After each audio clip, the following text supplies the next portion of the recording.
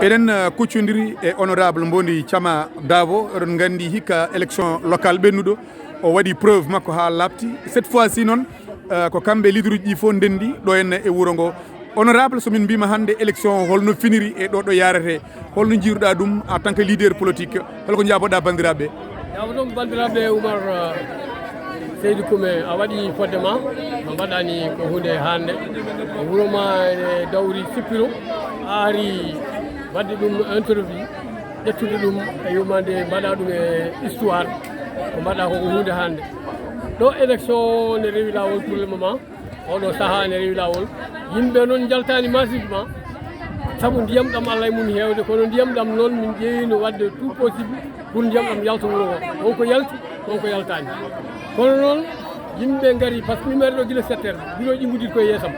deɓe guddiri ha woni 9 heures nde puɗɗimi yaade ɓuftoyade e stade gartumi kono noon tawmi ko roulement o ne yaari yeeso yimɓe noon ɓittitirani no ɓittiranno ni bien vrai bureau ji ɗi alhamdulillahi ɗi keewi bureau ji ɗi kewano kono goɗɗo lawol ɗi keewi ɗum waɗi yimɓe ɓittirta kadi ndiyam ɗam gonɗam e nder wuuro ɗam min mbaɗini ɗum maniére min jamri leegal fof saretaji 6 e auto ji ɗiɗi e 2 3 moto 3 roues yo naate leeɗe he gaddo yimɓe e saraji diwan o fof wuuro ngo ne weeɓi e saabu ko commune wuuro woto leɗɗe ɗe noon ko leeɗe 6 leegal fof ne rokka yewmande no yimɓe ɗum fotɓe hedde hen ndeka ɗum watta caɗele no fewi yimɓe gari yawnaki kesuji keewi kono noon yimɓe ne keddi min jiiɗi yoɓe gar dina nangue wulani ha ɓurta hewɓe mbiyata ko ma gotto gara ɗum addanta ɗo ene busde ronke yoɓe gooda ha hiira ronke yo wote gasa tawa yimɓe gasani oɗo saaha noon ko ari ko kesuji keewi presque kesuji keewi sinno a filmiɗe jo anda kadi koɓe kewɗi yimɓe gari sarsaji gaddiɓe yimɓe gari ɓe gooti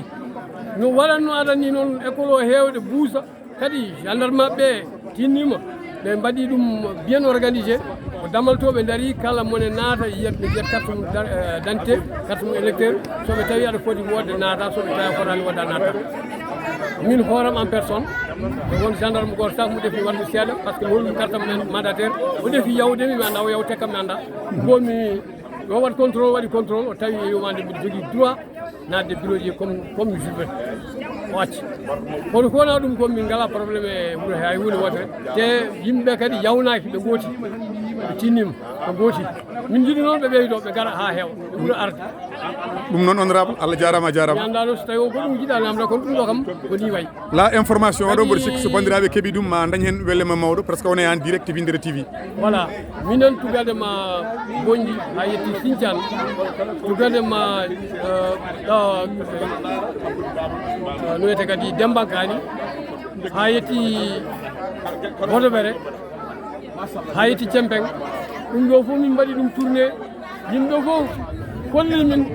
somin gari somin garano kañumen ko Benno gonani ko wotoɓe ko aroɓe massivement ndiyam ɗam noon malgré Allah kañum ko wela ko ɗum waɗata ko yo waɗan en jaam gasi ɓe garat ɓe gooti ɓe tinnima minen fof kadi leader uji ɗi Allah waɗi en suuto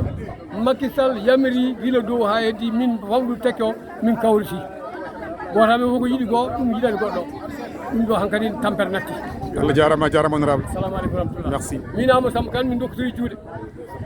min liggodira min balla wuuro ngo par ce que so tawi leader uji kaaɓi liggota ko ɗumen par ce que moni fof ko addata ko yiiɗa goɗɗo on adda goɗɗo yiiɗa o adda nden o daña wuune walla nden o daña inde wayno am somi wiɓe adda hunde ɓe jaɓɓat kamɓe somi mbiya ɓe gadda hunde sonami ronko mi yaɓɓat joni noon kala men koɗɗo addanta wuuro ngo ko ballal yimɓe wuuro ngo fof honorable Allah jarama a jarama merci beaucoup Allah jarama Koumé ok